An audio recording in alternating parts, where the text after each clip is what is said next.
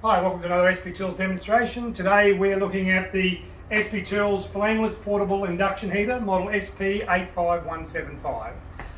The word flameless is exactly what we want to point out. This works with electricity, an electromagnet, unlike your oxyacetylene torch or your LPG burner.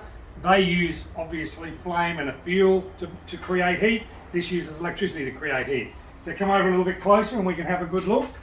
750 watts, 1750 watts of power in that little box there, and it's a little bit similar to some of the small welders in the way they work, but not exactly the same.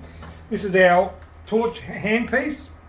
All we simply do is we pick the correct coil, and then we set that coil in place. So to give you a rough idea, this is used for sort of M12, M14 bolts, M10, M8, M12 bolts, probably M8, M10. This one here is for wrapping around. As you can see, you can wrap it over the top and you can create heat that way. And then obviously our fully flexible coil at the end here, which you wrap around any shape, size, type. I've just got that wrapped around a piece of RHS, just for indication. How does it work? Well, let me show you. It's very, very simple.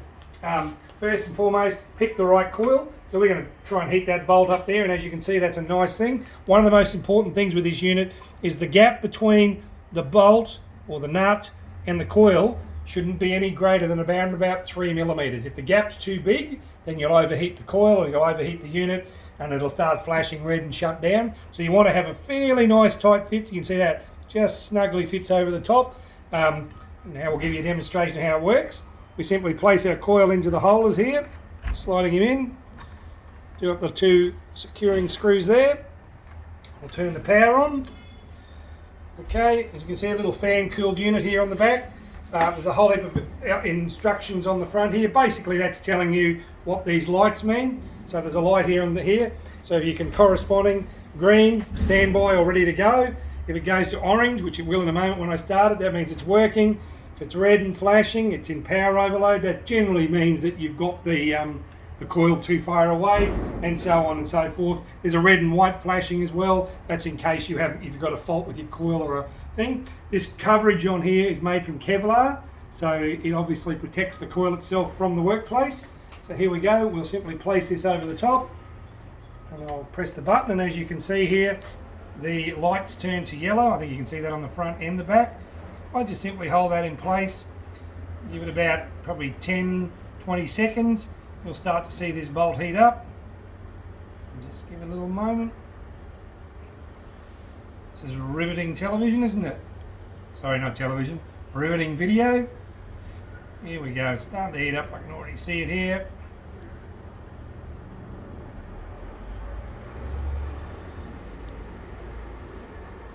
There we go, look at that. So that's getting up towards, this gets up to a maximum heat of around 800 degrees centigrade. As you can see, it's transferring that heat via the electromagnet to the bolt. And now I'll just pull that off so you can have a good look. There you go, look at that. That's heated that up very, very well. And then in the case of now, obviously you'd put your bolt, your nut, your socket to be able to break that. That's broken out of anything. So that's the way the unit works. It's still ready. It's in standby mode again, so I want to do the next bolt and so on. It's ready to go. This unit is our model SP85175. Great piece of workshop equipment, the type of thing you buy and you keep using over and over again for years, because let's face it, stubborn bolts never go away. Thanks for coming. I hope you enjoyed another demonstration.